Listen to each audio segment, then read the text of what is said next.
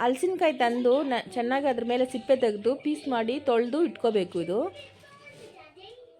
ಮಸಾಲೆಗೆ ಕೊತ್ತಂಬರಿ ಸೊಪ್ಪು, ಪುದೀನ, ಕೊಬ್ಬರಿ, ಟೊಮೊಟೊ, ಕಾಳುಮೆಣಸು ಒಂದು ಅರ್ಧ ಸ್ಪೂನು, ಬೆಳ್ಳುಳ್ಳಿ, ಶುಂಠಿ, ಕಡಲೆಪಪ್ಪು, ಚಕ್ಕೆ, ಲವಂಗ ಇಷ್ಟನ್ನು ರುಬ್ಕೋಬೇಕು.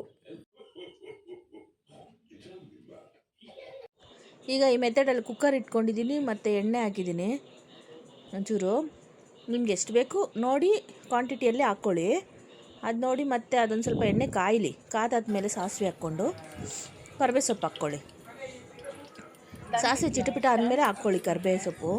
ಯಾಕಂದರೆ ಅದು ಹಸಿ ಹಸಿಯಾಗಿದ್ರೇ ಒಂಥರ ಟೇಸ್ಟೇ ಬೇರೆ ಆಗ್ಬಿಡುತ್ತೆ. ಆಮೇಲೆ ಈರುಳ್ಳಿ ಹಾಕ್ಕೊಳ್ಳೋದು.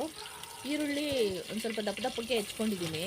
ಯಾಕಂದರೆ ನಮ್ಮ ಮನೇಲಿ ಹೆಂಗಂದರೆ ಈರುಳ್ಳಿ ಒಂದು ಸ್ವಲ್ಪ ಬಾಯಿ ಸಿಗ್ತಾ ಇರಬೇಕು ಅವ್ರಿಗೆ. ಅದರಿಂದ ನಾನೊಂದು ಸ್ವಲ್ಪ ಈರುಳ್ಳಿನ ದಪ್ಪಕ್ಕೆ ಯಾವಾಗಲೂ ಹೆಚ್ಕೊತೀನಿ. ಇದು ಈರುಳ್ಳಿ ಒಂದು ಸ್ವಲ್ಪ ಹಸಿ ಇದ್ದಂಗೆ ನಾನು ಕಾಳು ಹಾಕ್ಕೊಂಬಿಡ್ಬೇಕಂತ ಕಾಳು ಹಾಕ್ಕೊತಾ ಇದ್ದೀನಿ. ಒಂಚೂರು ಕಲಿಸ್ಬಿಟ್ಟು ಈರುಳ್ಳಿ ಒಂದು ಸ್ವಲ್ಪ ಹಾಗೆ ಕಲರ್ ಚೇಂಜ್ ಆಗಿದ್ದೆ ಕಾಳು ಹಾಕ್ಕೊಂಡ್ಬಿಟ್ಟು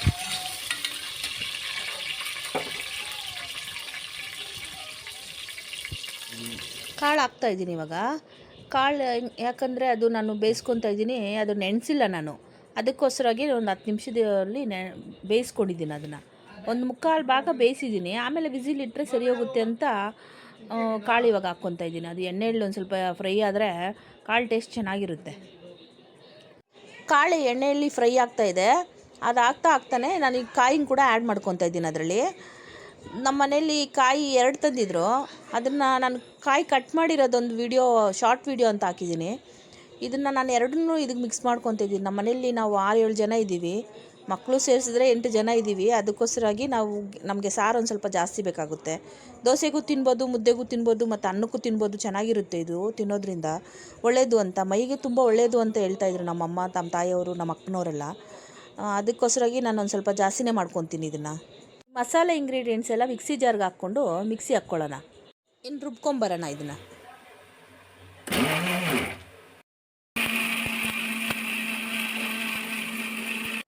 ಕಾಳು ಎಣ್ಣೆಲಿ ಬೇಯ್ತಾ ಇದೆಯಲ್ಲ ಕಾಳು ಮತ್ತು ಅದು ಕಾಯಿ, ಅದಕ್ಕೆ ಅರಿಶಿನ ಹಾಕ್ಕೊಳ್ಳೋದು. ಮತ್ತು ಒಂದು ಸ್ವಲ್ಪ ಖಾರದ ಪುಡಿ ಹಾಕಬೇಕು. ಹಾಗೆ ಧನಿಯಾ ಪುಡಿ ಒಂಚೂರು ಹಾಕ್ಕೊಳ್ಳೋಣ.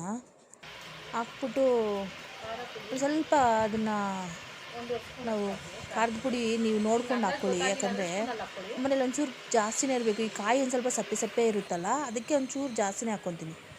ಮತ್ತು ಧನಿಯಾ ಪುಡಿ ನಾನು ಕೈಯಲ್ಲೇ ಹಾಕ್ತೀನಿ. ನನಗೆ ಕೈಯಲ್ಲೇ ನನಗೆ ಅದು ಕ್ವಾಂಟಿಟಿ ಗೊತ್ತಾಗೋದು. ನಾನು ಸ್ಪೂನ್ ತುಂಬ ಯೂಸ್ ಮಾಡೋಕ್ಕೆ ಹೋಗಲ್ಲ ಅದಕ್ಕೆ.